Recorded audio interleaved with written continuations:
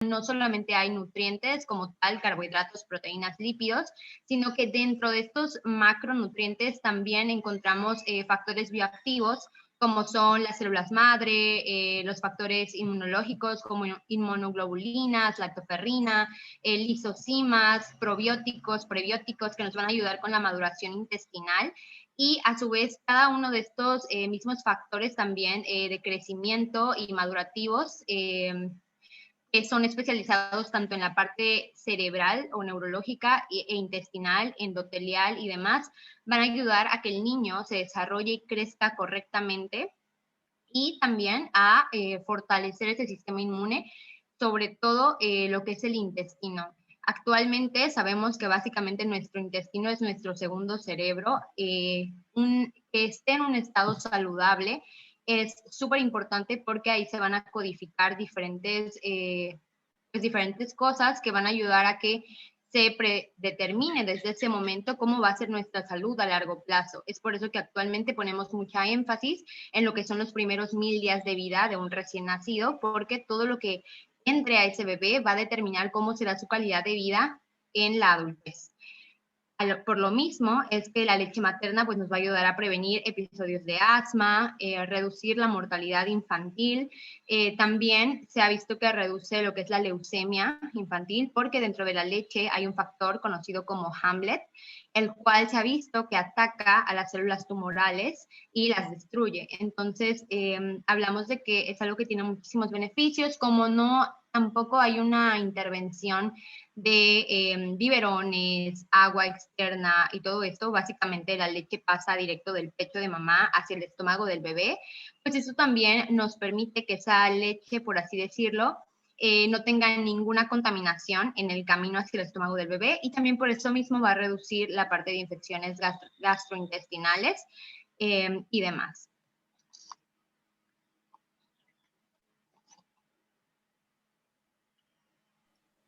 Y bueno, otra pregunta es, ¿por qué las mujeres no se pueden realizar la mamografía cuando están lactando? La mamografía sí se puede realizar durante el periodo de lactancia. Hay una página que se llama elactancia.org, en donde prácticamente ustedes pueden poner todo. Creo que es una herramienta que todos los médicos deberíamos tener. Esta página está hecha por diferentes pediatras basados en evidencia científica y demás.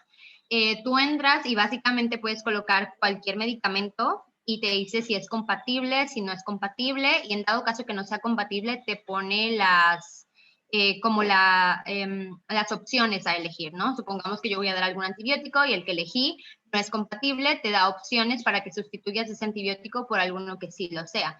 Lo mismo con los procedimientos, pones ahí radiografías, mamografía, quimioterapia, radioterapia, y te puede informar si esto es compatible o no con la lactancia, porque si vemos que alrededor de esto también hay muchos mitos, a lo mejor, entonces llega a pasar, ¿no? Ya en la práctica que hay varias mamás que a lo mejor les suspenden la lactancia porque van a someterse a algún procedimiento dental o algún procedimiento donde requieran recibir antibióticos, donde requieran recibir algún tipo de tratamiento que se asume que no es compatible, pero al momento de revisar la evidencia científica, pues sí se pueden realizar.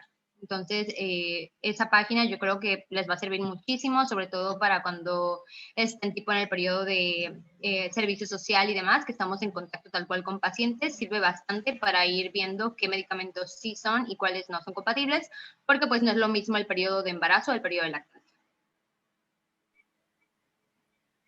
Otra pregunta es, ¿qué pasa con las mujeres que tienen implantes? ¿Esto dificultaría la lactancia?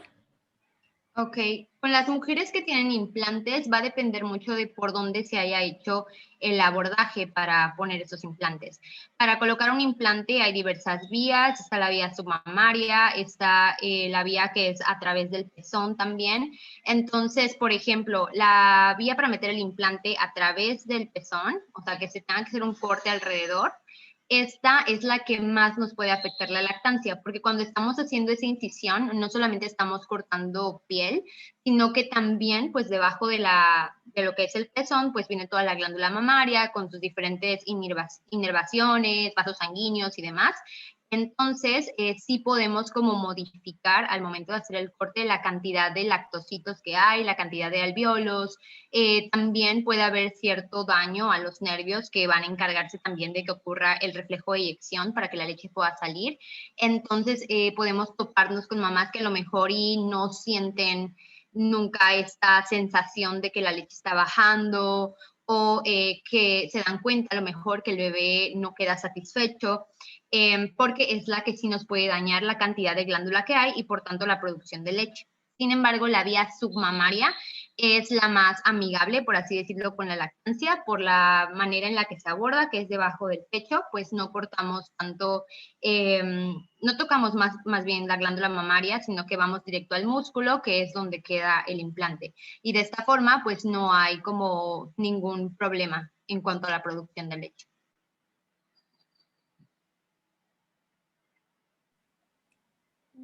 Otra pregunta fue, ¿qué nos recomiendan un paciente que tenga mucha dificultad para lactar, por ejemplo, que presente mucho dolor? Ok. El dolor en la lactancia es, creo que, el problema más común que presentan las mujeres, y esto en parte se debe como a pues, un problema de cultura, ¿no? Actualmente las últimas generaciones nos ha tocado que rara vez hemos visto amamantar a una mujer y por tanto pues como que no tenemos idea de lo que es hacerlo, ¿no? Asumimos que es algo natural y que se va a dar de forma instintiva y pues ya uno tiene que saber cómo hacerlo, ¿no? Y esto, pues, ya en la práctica, pues vemos que no es así, ¿verdad?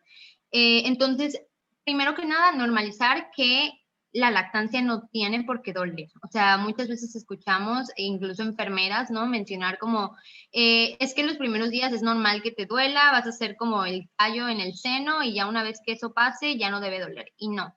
Si hay dolor en la lactancia, hay que buscar qué está causando ese dolor. O sea, como cualquier otra patología. No es normal que nos duele el estómago, no es normal que nos duele el oído, no es normal que nos duele el ojo, o sea, nada de esto es normal, siempre buscas una causa, lo mismo con la lactancia. Si hay dolor, hay que ver qué es lo que está sucediendo. Principalmente lo que pasa es que hay una mala técnica para enganchar al bebé. Muchas veces, de nuevo, por desconocimiento a lo mejor, provocamos que al momento de enganchar al bebé, el bebé solo se agarre del pezón. Y cuando el bebé solo se agarra del pezón, digamos que el pezón viene quedando en lo que es el paladar duro y la lengüita del bebé se retrae. Entonces, al momento de que él succiona, lo que pasa es que él con la lengua lleva el pezón hacia arriba y está constantemente chocando contra el paladar duro, lo cual provoca que pues el pezón se irrite, se enrojezca, se inflame y posteriormente se agriete o sangre, ¿no? Entonces, ¿qué buscamos? Que el bebé se enganche de forma profunda, no solamente en el pezón, sino del pezón y la areola, para que de esta manera, uno, la lengua salga y pueda masajear la mama lo suficiente para que pueda extraer mayor cantidad de leche y también para que el pezón no quede en la parte dura del paladar, sino en la parte blanda, o sea, en una zona donde no topa con nada y así de esta forma cuando el bebé succiona, el pezón no toca con nada, no hay dolor, no hay nada de nada. Ahora, esto por una parte, es como lo inicial que revisamos, cómo se está haciendo esta técnica de lactancia, está siendo correcta y demás. Lo segundo es que si a pesar de estar teniendo una buena técnica, un buen agarre y todo esto, sigue habiendo dolor, hay que investigar o buscar causas anatómicas en el bebé.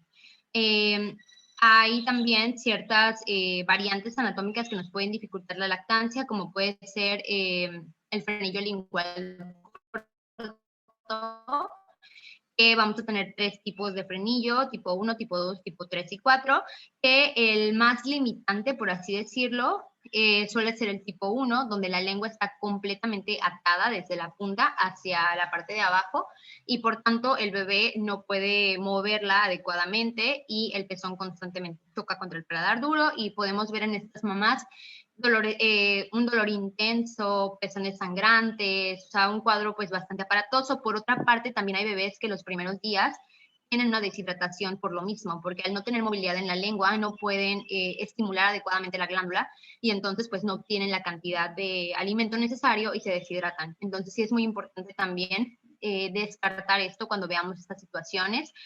porque muchas veces se pasa por alto. O sea, a veces sí pasa que llega un bebé a urgencias deshidratado y lo primero que todo el mundo dice es que no tienes leche. Y muchas veces la mamá sí tiene leche, tiene una muy buena producción, pero es el bebé que no puede lograr una buena transferencia de leche porque la lengua está atada. Entonces es muy importante siempre descartar esto, evaluarlo y en todo caso cuando no conocemos mucho del tema, derivar con quien sí pueda evaluar esta situación.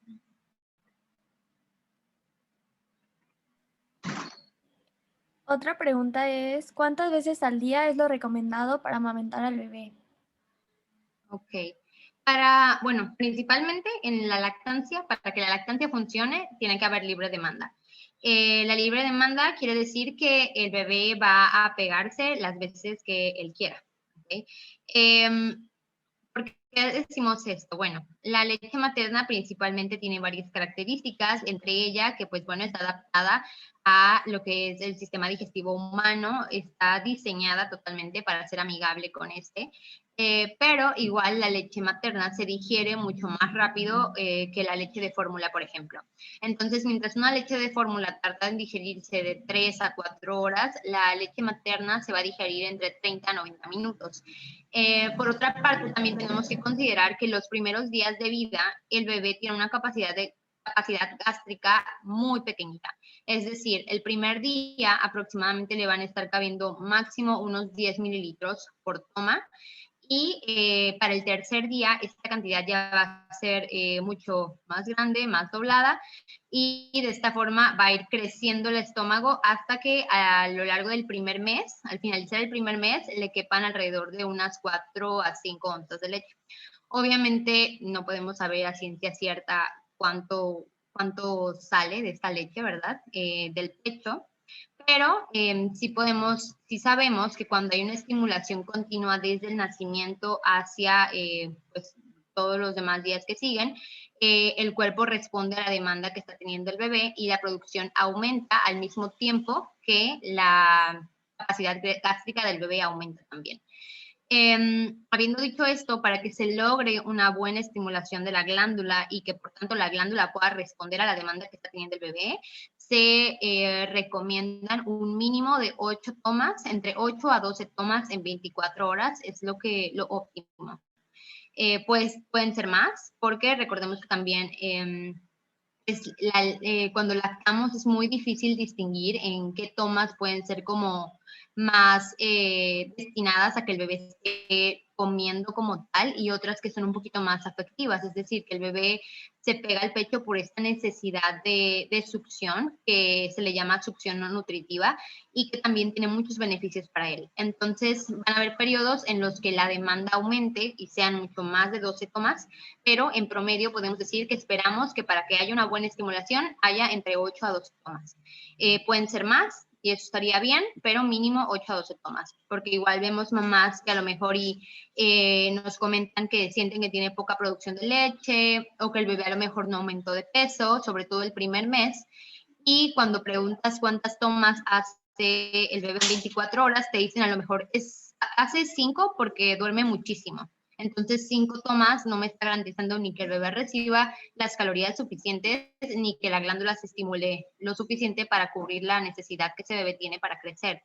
Entonces, muy importante también cuestionar esto y pues también indicarles a las mamás que el primer mes, sobre todo, sí es libre demanda, pero también libre oferta. O sea, si tenemos un bebé que es súper dormilón, no vamos a esperar a que el bebé se despierte por sí solito para comer. O sea, si se duerme 8 horas, no vamos a dejarlo dormir esas 8 horas, sino que es importante ver que si no se está levantando, máximo 3 horas y hay que estarlo despertando para ofrecer el pecho, aunque ellos no lo hayan pedido.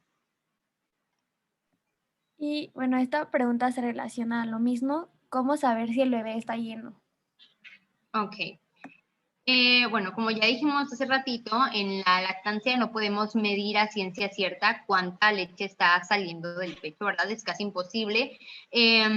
Otra cosa que no quiero que se me olvide es decirles que al momento de extraer leche, o sea, algo que no Es importante no hacerlo porque sí afecta la confianza de las mamás, sobre todo cuando no tienen a lo mejor una preparación previa en lactancia, cuando están en ceros en el tema de lactancia. Muchas veces pasa que van hacia las camas donde están y les aprietan el pezón para ver si tienen leche y dependiendo de si sale o no sale, es que definen si darle al bebé o no. Eso jamás se hace, ¿ok? Porque vamos a empezar con de que la primera leche que va a salir en ese momento es el calostro, y el calostro es un líquido denso, amarillento, súper espeso, que muy probablemente no lo vamos a ver si extraemos con un extractor.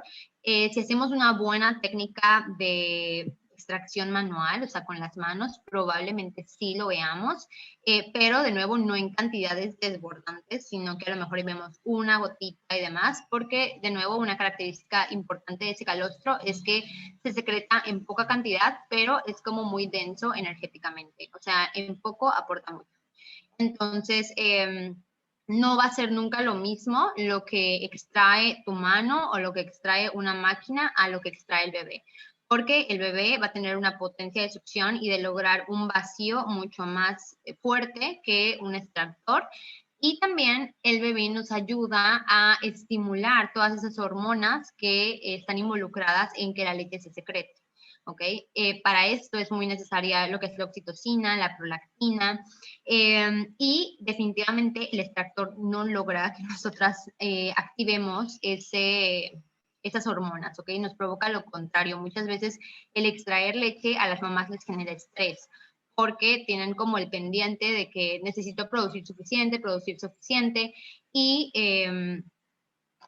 muchas veces cuando esto no, pues no sucede así, el estrés aumenta, el estrés nos hace secretar cortisol y el cortisol inhibe a la oxitocina.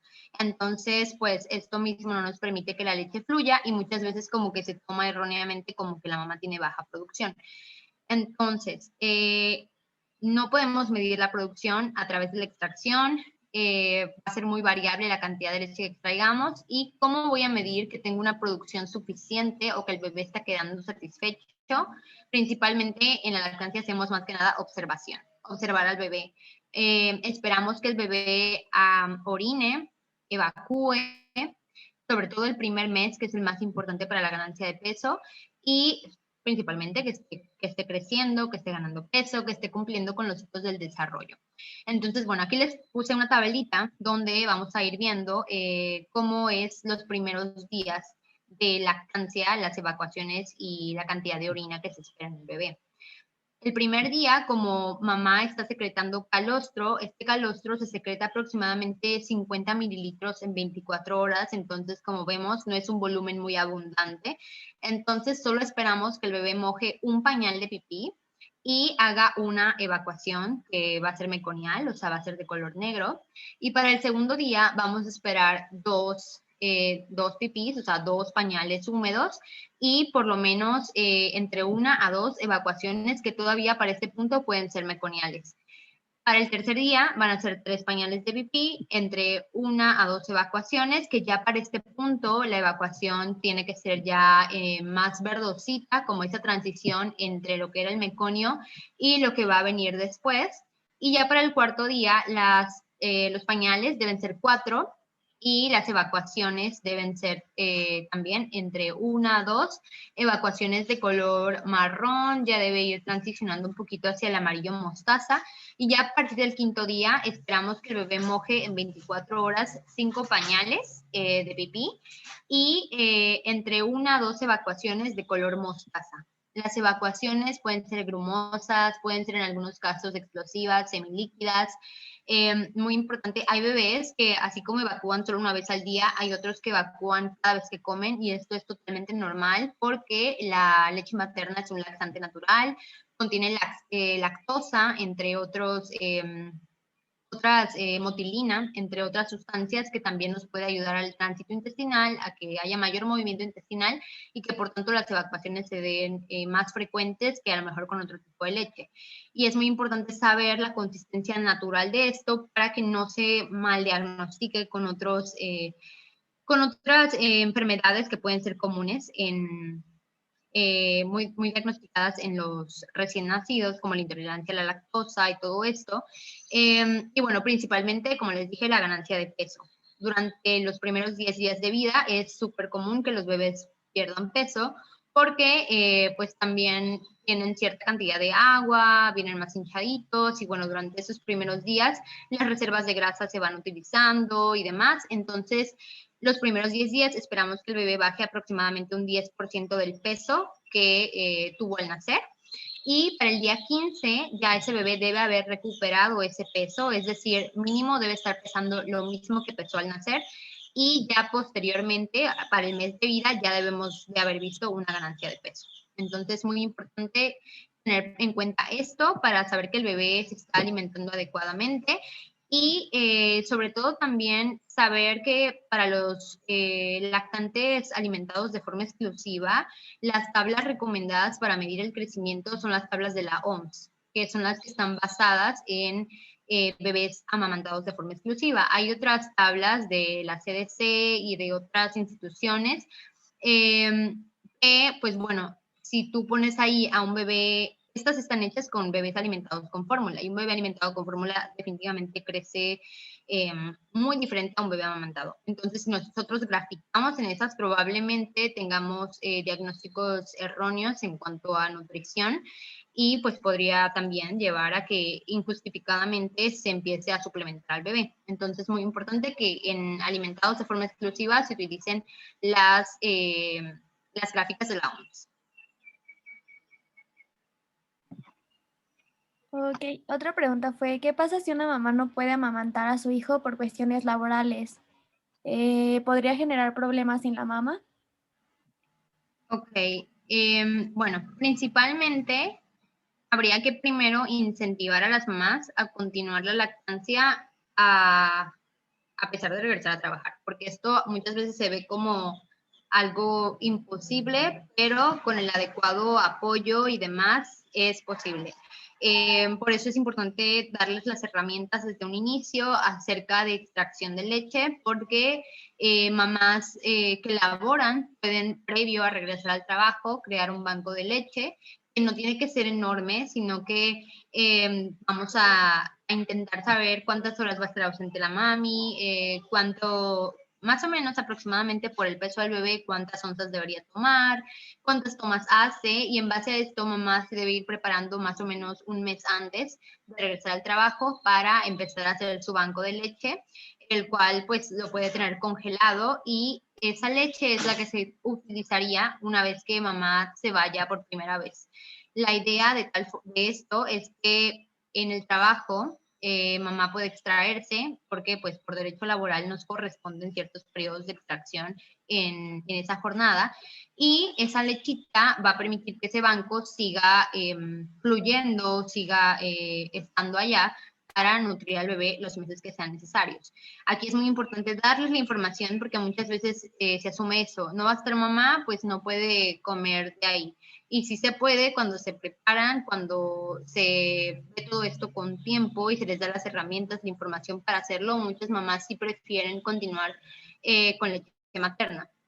La razón por la que es importante que se extraigan en el trabajo, no solamente pues porque es un derecho que tenemos y debemos hacer valer, sino también pues justo para lo que mencionas, para que la mamá no se vea afectada. La mamá cuando está mucho tiempo llena, se empiezan a producir también factores inflamatorios en ella. La leche se queda retenida y al estar retenida, la leche contiene agua, contiene grasa, contiene calcio, contiene muchísimas cosas y como sea, el agua se reabsorbe, pero muchas veces la grasa combinados con el calcio y las bacterias normales que hay en la leche materna por los probióticos y los prebióticos, a veces pueden quedarse como de alguna forma asentadas y formar algo que se llama biofilm, que viene siendo, haz de cuenta, como algo súper viscoso, que al final se acaba endureciendo y obstruyendo el conducto. Entonces, esto nos puede llevar a que hayan obstrucciones, que si no se tratan o se pasan desapercibidas, progresen a una mastitis, y bueno, una mastitis tratada erróneamente probablemente nos provoque un absceso. Entonces, es muy importante por esto darle ese vaciamiento al pecho Uno, para que no tenga ningún problema la mamá, y dos, para que la producción de leche se mantenga. Porque pues acordémonos que el pecho o la producción de leche funciona con la demanda. Si hay demanda, hay producción. Pero si no hay demanda, pues el cuerpo es un ahorrador de energía. Hay algo que no se necesita, pues no lo hago. Ocupo esa energía en otra cosa. Entonces, muy importante motivar a las mamás a que continúen su lactancia a pesar de regresar al trabajo, darle las herramientas que necesitan y bueno, también decirles todos los beneficios que tiene el continuar con la lactancia, que igual si se le está dando la leche de forma diferida al bebé, cuando ellas regresan a casa pueden seguir amamantando directo del pecho y esto sí es posible. O sea, lo digo por experiencia propia, lo digo porque he visto a muchas mujeres lograrlo y pues básicamente se trata de dar mucho apoyo, tanto por el lado médico, pues para darles las herramientas, como por la parte social, ¿no? De la familia, del mismo lugar de trabajo y demás. Otra duda es si se puede consumir cualquier alimento mientras esté en lactancia. Supongo Ok, que la mamá. sí. Los alimentos que están como, o sustancias más bien, que están prohibidas en la lactancia vienen siendo el alcohol, el tabaco. El alcohol, tabaco y pues drogas, ¿no? Cualquier tipo de droga, marihuana y demás. Ahora, hablando de alimentos en específico, digamos que no hay como tal algunos que estén prohibidos. Muchas veces se tiene este mito sobre los lácteos, de que las mamás no deben consumir ningún tipo de derivado lácteo, o también les quitan a veces leguminosas, lo que son hojas verdes como espinaca, selga y todo esto, pues con la razón o para justificar que al bebé no le den gases o no tenga problemas intestinales con los cólicos y todo esto, pero pues realmente no hay o sea, no hay ningún como una base científica que nos diga que pasa esto. A veces pensamos muchas veces, o sea, no nosotros, pero pues sí mucha gente, que el pecho es como algo muy distinto a todos los órganos del cuerpo. Y pues no es así, sigue siendo una parte del cuerpo y funciona de forma fisiológica como todos los demás. Entonces, si nosotros nos vamos al proceso de digestión, cuando tú comes un alimento, se empieza a digerir desde que está en tu boca, mientras lo masticas, mientras se secreta la saliva, de ahí pasa al estómago, pasa por otro periodo de digestión, luego pasa al intestino, donde se terminan de absorber ya esos nutrientes que fueron degradados, pero en sí los alimentos no se absorben como tal, ¿no? Sino que ya para ese punto lo que son aminoácidos, lo que son lípidos, lo que es la glucosa y demás, se empieza a absorber, o sea, ya está en su mínima expresión y es lo que se empieza a absorber para llegar a la sangre y pasar de ahí a lo que es la leche, ¿no? Hablando, por ejemplo, de sustancias que provoquen gases, pues cuando, por ejemplo, comemos algo que tiene fibra, la fibra no se absorbe, la fibra se queda en el intestino. Y ya sea que la expulses o se quede ahí, se fermente y te genere gases, pues a ti que te comiste ese alimento directamente. Pero el gas que está en tu intestino, pues no se va a ningún lado, o sea, o se reabsorbe o sale, no pasa a la sangre, eso sería como ilógico, ¿no? Entonces, pues es muy importante, pues esto, volvernos a lo básico, no pasan los alimentos como tal a la leche, es lo que sí pasa a la leche, todo lo que llega a la sangre, como hablamos, por ejemplo, de sustancias tóxicas como las drogas, como el alcohol, como el tabaco, son sustancias que sí llegan a la sangre y por tanto sí pueden pasar a la leche y provocar un efecto negativo en el bebé. Con la lactosa, ¿qué pasa? La leche tiene lactosa, de hecho la leche materna es rica en lactosa, es como una de las principales características, a diferencia de la leche de otros mamíferos, y la lactosa muchas veces se ve como la mala, pero en realidad no es mala, tiene muchísimos beneficios tanto para lo que es la microbiota intestinal, la lactosa unida con otros probióticos, con otros 5 oligosacáridos que son súper importantes, nos ayudan a crear todos estos probióticos, prebióticos y toda la microbiota intestinal que necesitamos para que nuestro intestino esté súper saludable y súper sano. Entonces, también cuando la lactosa se digiere, o sea, es digerida por la lactasa, De ahí obtenemos glucosa y también obtenemos galactosa. La galactosa tiene también beneficios para lo que es el desarrollo cerebral. Básicamente es como el alimento de las membranas celulares del cerebro. Y también la galactosa que no se usa ahí se almacena en forma de glucógeno para que el bebé tenga estas reservas de energía posteriormente, en dado caso que pues se alarguen las tomas o algo de esto, ¿no? Entonces tiene muchísimas ventajas, no debemos verla como algo malo, y la lactosa de la leche materna se produce en el alvéolo mamario, o sea, no viene de los alimentos, no viene de la lactosa de la vaca, sino que es lactosa humana. Eso es muy importante distinguirlo porque independientemente de que nosotros le quitemos lácteos a una mamá, la lactosa va a seguir presente en la leche aunque ella no consuma ningún lácteo. Entonces, es muy importante saber todo esto para evitar restricciones alimentarias innecesarias en la mamá. A final de cuentas, nosotros necesitamos que esta mamá que está teniendo un déficit calórico mayor, porque obviamente la producción de leche también ocupa aproximadamente 500 calorías extras a todas las funciones que tiene el cuerpo, necesitamos que sea una mamá que esté consumiendo una dieta completa, una dieta sana, una dieta variada, que le permita obtener todos esos nutrientes para que ella esté pues muy bien nutrida y no tenga ningún déficit nutricional, ¿no? Entonces, muy importante saber esto para no ir quitando alimentos que también nos están aportando vitaminas, minerales, micro y macronutrientes necesarios.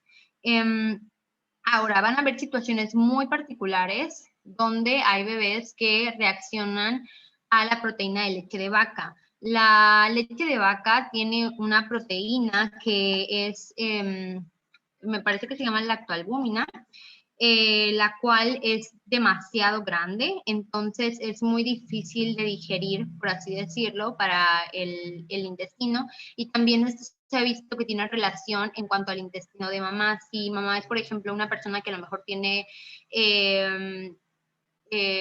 colitis, ¿qué otra cosa?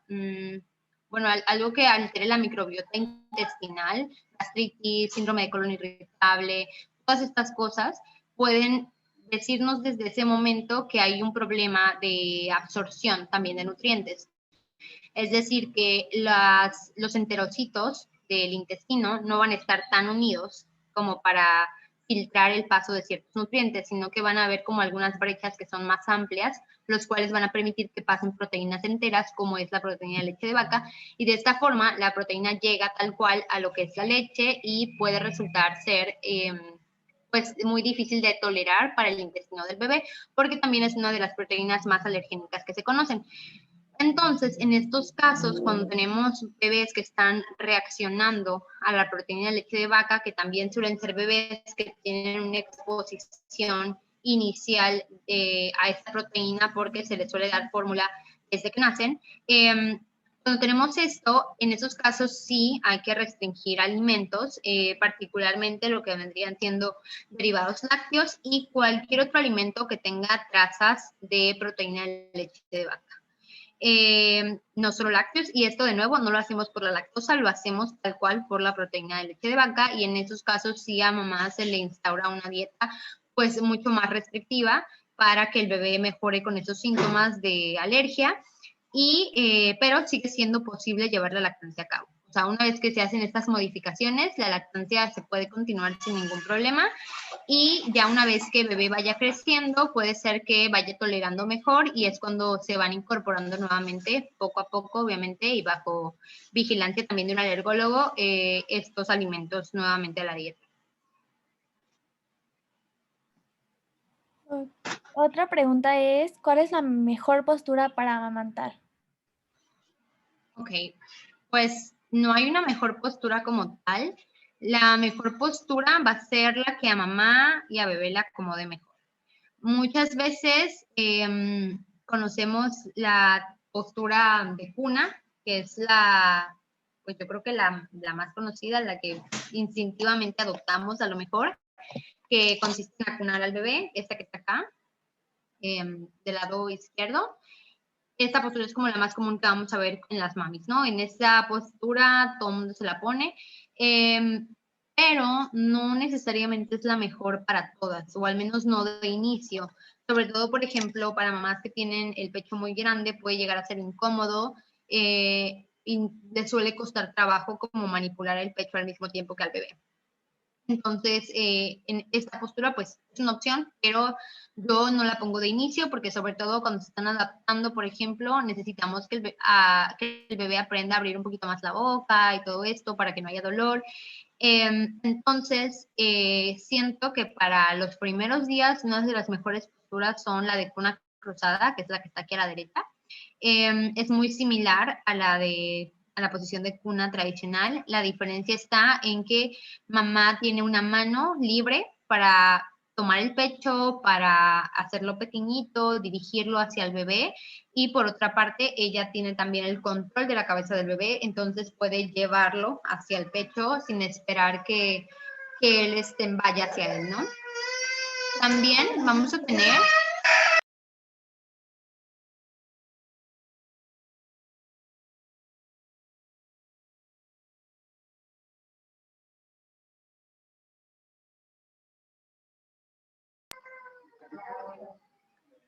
una disculpa.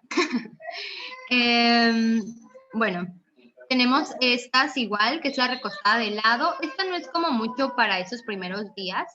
Esa es más bien para cuando ya mamá tiene como un poquito más de habilidad, pero una postura que es como súper útil para esos primeros días y que de hecho es la que se practica en lo que es el apego inmediato al momento de que el bebé nace, es la postura recostada de espalda, en la cual consiste, como vemos acá, en que mamá está acostada en semi-fowler, por así decirlo, no está totalmente acostada, sino que está en diagonal, y colocamos al bebé en el pecho, entre ambos pechos, y de esta forma permitimos que él recree estos movimientos que él hace al nacer, que es el reptar desde lo que es el abdomen hacia el pecho. O sea, básicamente el bebé encuentra el pecho por sí mismo utilizando sus manitas, sus sentidos, pues su sentido del tacto, su sentido del olfato, poco a poco se van acercando al pezón, lo van sintiendo, y al estar boca abajo, eso mismo les da el impulso para hacerse hacia atrás, y al hacerse hacia atrás permite que la boca se abra mejor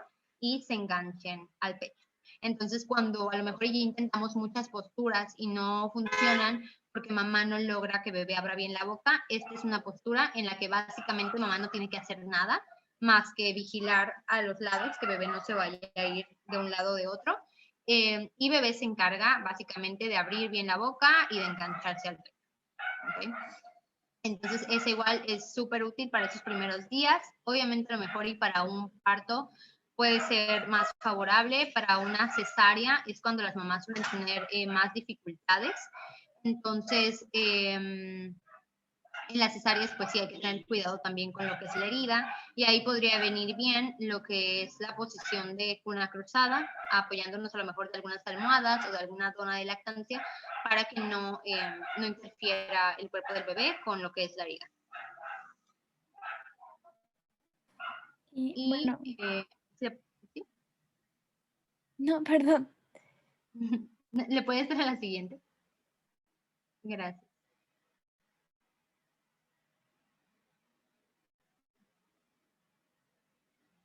Y bueno, estas posturas de acá, de estas, una de las iniciales también sería la de balón de fútbol, porque esta igual nos permite que el bebé tenga un agarre más profundo.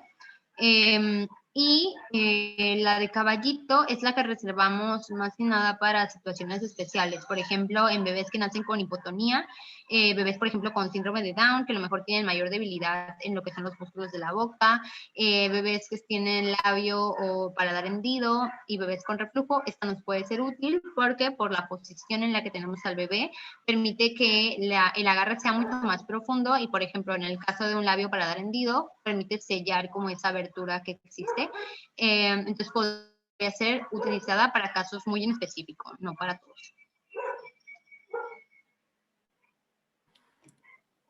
Otra pregunta es si se puede aplicar la vacuna contra el coronavirus aunque se esté lactando. Sí, de hecho, actualmente, bueno, con esto de la vacuna ha habido a veces mucha controversia, lo mismo de la desinformación, en la cual igual incluso el personal médico que está amamantando, ¿no? No se les permite vacunarse cuando dicen que están en periodo de lactancia. Sin embargo, hasta ahora todos los estudios indican que no, el virus no pasa a través de la leche. De nuevo, los virus lo que contiene la vacuna más bien son, pues son virus no vivos, entonces están atenuados y demás. Hay otras vacunas que existen con la misma formulación y demás y son aplicables en periodo de lactancia. Entonces, en cuanto al COVID, no se ha visto que la vacuna provoque que el bebé contraiga la enfermedad o que mamá traspase la enfermedad a través de su leche. Por el contrario, sí se ha visto que cuando mamá recibe la vacuna, los anticuerpos que su cuerpo empieza a generar por la vacuna pasan a través de la leche hacia el bebé y también le genera una inmunidad que está ahí. Hasta ahora los estudios dicen máximo, se ha visto que perdura por 6 meses, hasta donde han estudiado, igual y puede ser más, pero tiene muchos más beneficios para mamá y bebé aplicarla que no aplicarla. Otra pregunta ¿es cierto que la leche se puede cortar con el frío?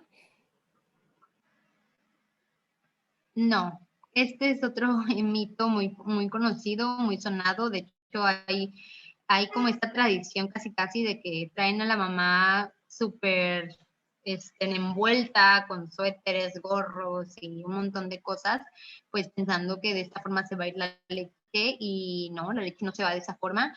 La producción de leche, ¿cómo ocurre? La producción de leche va a depender de dos cosas. Va a depender de lo que es la prolactina y la oxitocina.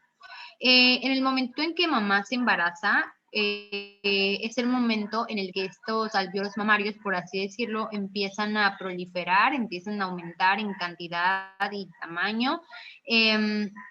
Y también los conductos lactíferos empiezan también a proliferar por todas las hormonas que se están secretando en el embarazo, principalmente el lactógeno placentario. Una vez que el bebé nace, al salir la placenta del cuerpo de mamá, estas hormonas del embarazo caen, principalmente lo que es la progesterona, y empieza a aumentar lo que es la prolactina. La prolactina, ¿cómo la secretamos? La secretamos mediante la succión o el estímulo al pezón. Cuando el pezón está siendo estimulado, ya sea por la succión del bebé o por un extractor, esto hace que se mande al cerebro una señal en lo que es la hipófisis, y la hipófisis libera lo que es prolactina. La prolactina va a lo que es el alvéolo mamario, que vendrían siendo como estos ductitos, y cuando está acá, pues hace que estas células mamarias, los lactocitos, empiecen a producir leche. La leche, pues, se genera ahí, puede estar allá, pero para que esa leche salga, es necesaria la oxitocina, que la oxitocina es la que se va a encargar del reflejo de eyección, es decir, alrededor de estos alvéolos mamarios hay unos miocitos, una capa de músculo que la oxitocina pues se encarga de contraer para que la leche pase de lo que es el alvéolo hacia los conductos y finalmente salga a través del pezón. La oxitocina, ¿cómo la vamos a producir? La vamos a producir básicamente a través de varios de nuestros sentidos, de nuestros 5 sentidos. El sentido del tacto, que vendría siendo la succión del bebé, también el sentir al bebé cerca de nosotras, o sea, el contacto piel con piel como tal, estímulos olfatorios, como viene siendo el aroma del bebé, estímulos visuales, que es ese momento también de conexión y enamoramiento que tenemos las mamás con nuestros bebés. De hecho, a la oxitocina se le conoce como la hormona del amor, por lo mismo que se encarga de hacer esta conexión y apego fuerte de mamá y bebé, y los estímulos auditivos como el llanto. De hecho, hay mamás que en ese primer mes de lactancia llora el bebé y automáticamente el pecho empieza a gotear. Entonces, estas dos hormonas son esenciales para la producción de leche. La producción de leche, mientras haya un estímulo, es decir, mientras haya succión, mientras se alimente a demanda, succión continua, sin ningún impedimento, sin interferencia de fórmulas y todo esto, la producción de leche va subiendo y es muy difícil que, si ha habido esto, de un día para otro baje. Entonces, el frío como tal no corta este proceso, Más que nada, yo creo que la razón por la que el mito se expande es porque, pues bueno, el calor, como vemos en otras partes del cuerpo también, el calor hace que los vasos sanguíneos y que también los conductos lactíferos se dilaten y la leche fluya más rápido. Por el contrario, si nosotros aplicamos frío en el pecho, que suele ser más cuando tenemos procesos de mastitis o de mucha producción de leche, hace que los conductos lactíferos se contraigan. Entonces el flujo de leche es como más lento, pero no quiere decir que la leche se vaya por completo, simplemente fluye menos, o sea, con un ritmo más lentito. Entonces, esa es la explicación, más no corta la leche.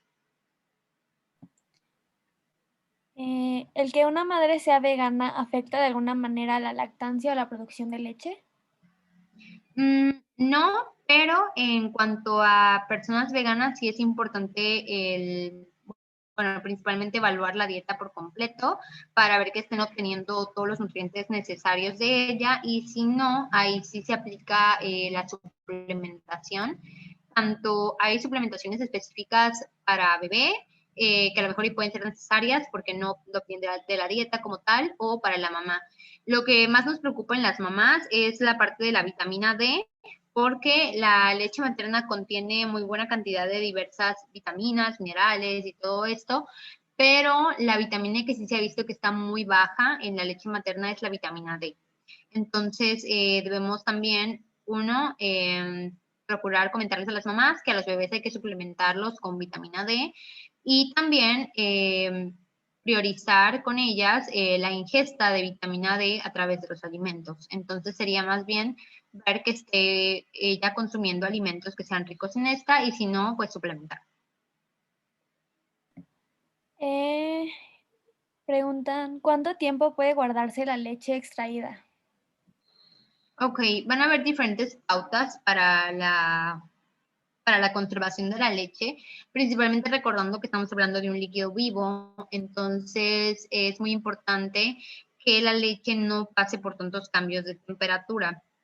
La leche contiene, como ya vimos, sustancias, pues, macronutrientes, proteínas, vitaminas, carbohidratos, lípidos y demás, pero también factores bioactivos, como son, por ejemplo, los glóbulos blancos, los probióticos y demás. Entonces, bueno, dicho esto, en la leche, pues hay bacterias, tal cual, que cuando pasan mucho tiempo a temperatura ambiente, estos glóbulos blancos empiezan a actuar sobre esas bacterias y pues va disminuyendo la cantidad de glóbulos blancos presentes en la leche. Entonces, nosotros cuando extraemos leche tenemos que intentar que esa leche llegue pues con la mejor calidad posible al bebé. Entonces, sí es muy importante pues cuidar los parámetros que vamos a mencionar ahorita. A temperatura ambiente se recomienda dejar lo menos posible la leche, o sea, de preferencia evitarlo. Pero si no, a temperaturas de máximo unos 29 grados, podría durar aproximadamente, según la literatura, hasta 6 horas. Sin embargo, la mayoría, creo, vivimos en un clima súper cálido, entonces, pues lo reduciría muchísimo a máximo 2 horas. Yo en sí no recomiendo dejar la temperatura ambiente porque pues igual se modifica tanto la composición como lo que es el sabor de la leche y luego tenemos casos en los que el bebé rechaza la leche por esta modificación en el sabor. Entonces, de preferencia, una vez que se extrae, la podemos o refrigerar o congelar. Refrigerada en condiciones de máxima higiene, de acuerdo igual a la literatura, puede durar entre 4 a 8 días y óptimamente se recomienda entre 4 y 5. Y congelada puede durar hasta 6 meses en un congelador y en congelación profunda vendría durando 12 meses, pero óptimamente se recomienda 6. Y bueno, ya la última es que si podría repetir lo de las evacuaciones. Ah, claro. De hecho, hay una tablita, si te sigues un poquito más, donde ahí está por día cómo van, ahí se está, cómo va aumentando tanto la cantidad de leche por toma que va secretando mamá y de acuerdo a eso es también la cantidad de evacuaciones y de orina que vemos. vamos a ir básicamente de acuerdo al día. Primer día, un pañal de pipí, un pañal húmedo, una evacuación meconial que viene siendo negra. Día 2, 2 pañales húmedos, 1 a 2 evacuaciones también meconiales. Para el día 3 ya son 3 pañales húmedos. Pueden ser entre 1 a 3 evacuaciones verdosas. Y para el día 4 ya son 4 pañales húmedos y entre 1 a 4 evacuaciones también. Ya para este momento pueden ser cafés, marrón o amarillo. Y ya para el día 5 sí esperamos más de 5 pañales de orina con entre 1 a 4 evacuaciones de lo que vendría siendo evacuaciones amarillas, amarillo mostaza. Mientras más rápido salga el meconio es mucho mejor. Hay un dato de alarma, de hecho, es que para o el bebé deje de evacuar o que para el día 5 la evacuación siga siendo meconial. Si eso pasa, quiere decir que el bebé no está recibiendo suficiente cantidad de leche, ya sea por la producción de mamá o por algún impedimento anatómico que le impida a él tener una buena transferencia de leche. Entonces, en esos casos es cuando hay que evaluar qué está pasando, pues, detrás. Bueno, esas eran todas las preguntas que teníamos. No sé si alguien tenga alguna duda y si no, pues ya sería todo de nuestra parte. Bien.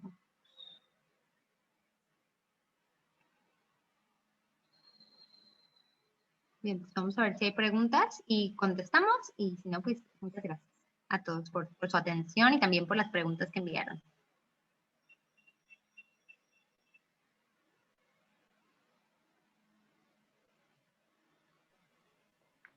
Creo que ya no quedan más preguntas, entonces le agradecemos muchísimo su tiempo y por habernos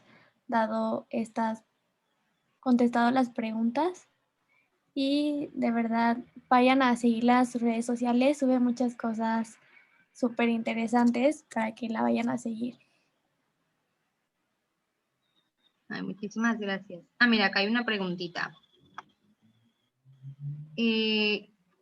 ¿Cuáles serían las causas por las que sí puede haber poca producción de leche? Bien, esto es muy importante igual conocerlo. 95% de las mujeres tienen posibilidad de lactar, o sea, solo un 5% de las mujeres se ha visto pueden tener algunas condiciones como lo que es la hipogalactia, lo que se conoce como hipogalactia verdadera, que viene producida principalmente por lo que es hipoplasia mamaria, es decir, una mama que no ha podido desarrollar por completo pues la glándula mamaria y por tanto al haber poco tejido mamario, poca glándula, pues no generan la leche suficiente para lograr una lactancia exclusiva. Sin embargo, esto lo podemos diagnosticar también. Vamos a ver, estas mamas tienen una característica peculiar, son mamas que, bueno, también hay diferentes grados. Hay mamas que pueden ser grandes a pesar de tener poca glándula, porque recordemos que el tamaño de la glándula, el tamaño del seno más bien, está dado por la cantidad de grasa que hay en esa zona, no por la cantidad de glándula. Estas mamas suelen tener una forma cónica, de hecho, ven como hacia los lados, en vez de ver hacia el frente y demás, ven hacia los lados, tienen una forma cónica, igual se le llaman mamas de Snoopy, justo porque la forma que tienen es similar a la nariz de Snoopy, de este personaje. Y se ha visto que igual hay más de 4 centímetros entre un pecho y otro. Entonces, pues son mamas que igual a la exploración las vamos a ver como muy diferentes, y en estos casos sí puede haber baja producción de leche. O sea, de hecho también si nos llega alguna vez un bebé deshidratado, un bebé con hipoglucemia durante los primeros días, esto también sería algo a descartar. A lo mejor y todo en el bebé está bien, no hay frenillo, no está la lengua anclada ni nada, pero revisamos a mamá y encontramos que tiene este tipo de mamas. Bueno, ahí pues por más que la mamá se pegue a bebé, es muy difícil que logren una lactancia exclusiva cuando es un grado avanzado. Cuando son un tipo 1, puede ser que con estimulación entre bebé y extractor logren producir la leche suficiente, pero ya mamás con un grado más avanzado sí es muy difícil, y no quiere decir que no puedan dar leche materna, solo que pueden dar leche, pero pues como no va a ser suficiente para el bebé, sí va a ser necesario suplementar con fórmula. Pero pues bueno, de eso a nada es preferible que lo mucho o poco que pueda dar esa mamá se le anime a darlo, porque pues va a ser de mucho beneficio para bebé. Igual se ha visto que las mamás que tienen obesidad previo al embarazo, que incluso cursan con obesidad durante el embarazo o tienen muchísima ganancia de peso durante el mismo, producen menos leche durante los primeros días que las mamás que cursan con un peso sano. Básicamente la mitad. Por ejemplo, para el día 14, una mamá es capaz de producir alrededor de 1 litro de leche. Las mamás que tienen una producción más baja, más o menos por esta condición de obesidad, más o menos van a producir 400 mililitros. Entonces sí es una diferencia muy grande. Y eso también puede influir. Y de ahí también que, pues bueno, todo sea un manejo integral, ¿verdad?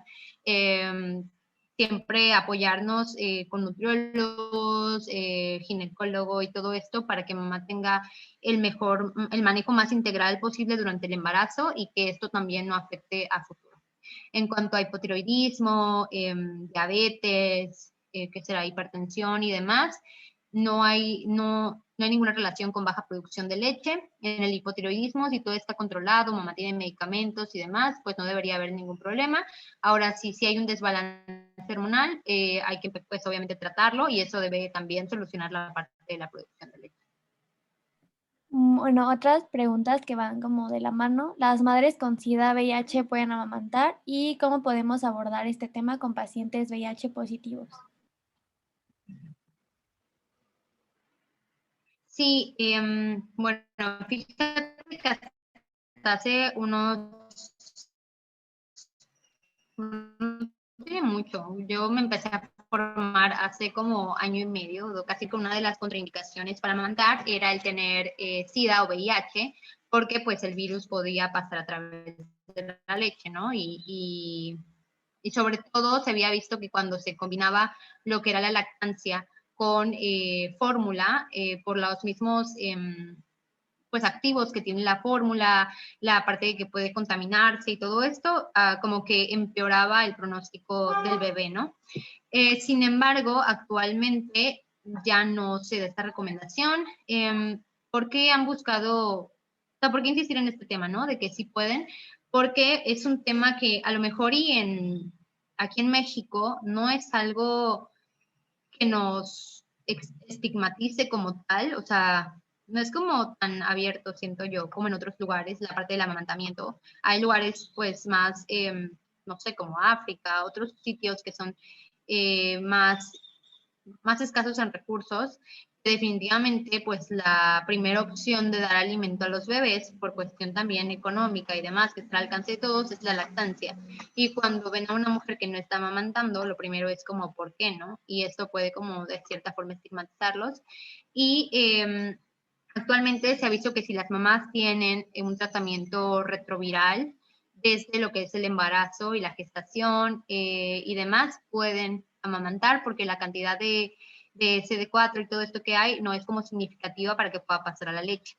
También están todavía desarrollando igual un tipo como de pezoneras que contienen como ciertos virucidas en la punta, de tal forma que actúe como un filtro. Y al momento de que el bebé succiona y la leche salga, pues eso lo filtra y pueda pasar como más limpio al bebé y reduzca la posibilidad de contaminarse. Entonces, actualmente sí se puede, o sea, obviamente hay que individualizar cada caso, ver que esté bajo tratamiento y todo esto, pero sí se podría.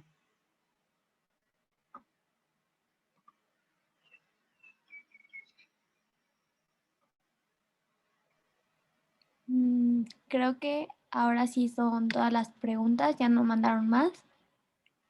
Entonces, nuevamente agradecerle por aceptar darnos este tema que consideramos que es de suma importancia pues para nosotros que somos médicos en formación.